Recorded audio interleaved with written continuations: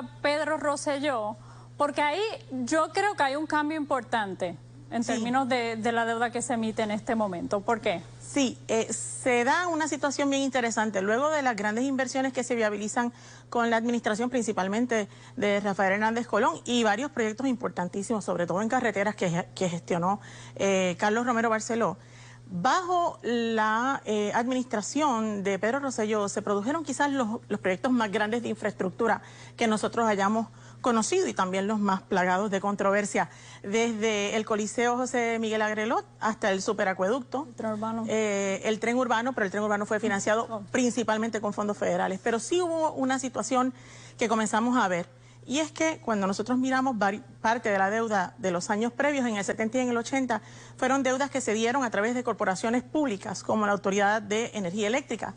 Bajo la administración del gobernador Rosselló comenzamos a ver estas entidades que nosotros le llamamos, por lo menos los que estamos más relacionados con estos temas, les llamamos entidades de papel, y se crea una entidad como por ejemplo la Autoridad para el Financiamiento de la Infraestructura, y esta entidad es la que emite deuda y entonces saca ese dinero y lo lleva a la Autoridad de los Puertos, ¿Por qué se le llama entidad de papel?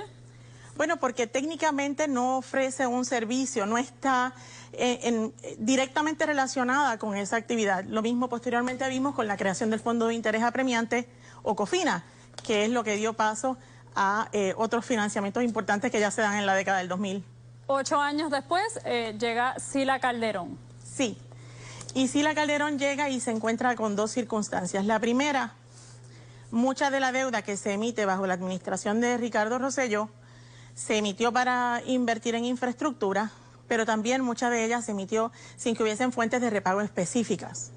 Una vez se da esa situación, se crea o se debate muchísimo lo que se conoce como la deuda extraconstitucional, y bajo la administración de Sila María Calderón entramos en un proceso de refinanciamiento de mucha de la deuda que se tomó bajo la década del 90.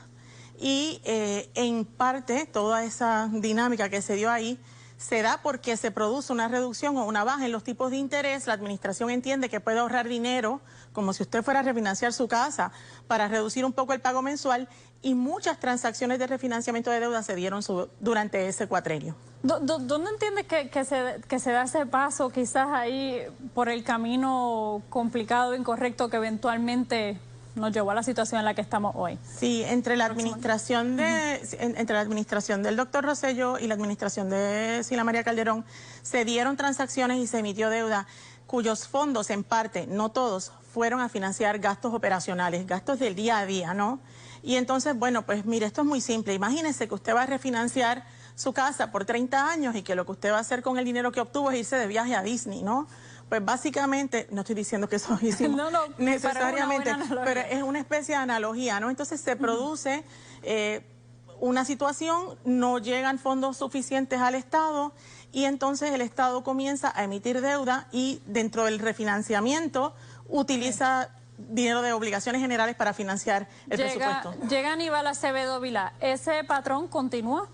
El patrón continúa, pero ya están entrampados, es decir, ya cuando nosotros tenemos un nivel de deuda tal, existen unos vencimientos y esos vencimientos se tienen que pagar. Una de las cosas que sucede cuando se emite deuda o se toma prestado es que probablemente hoy usted tiene un pago de X cantidad de dinero, ese pago será así por 5 años, pero en el año 7 usted va a tener un megapago.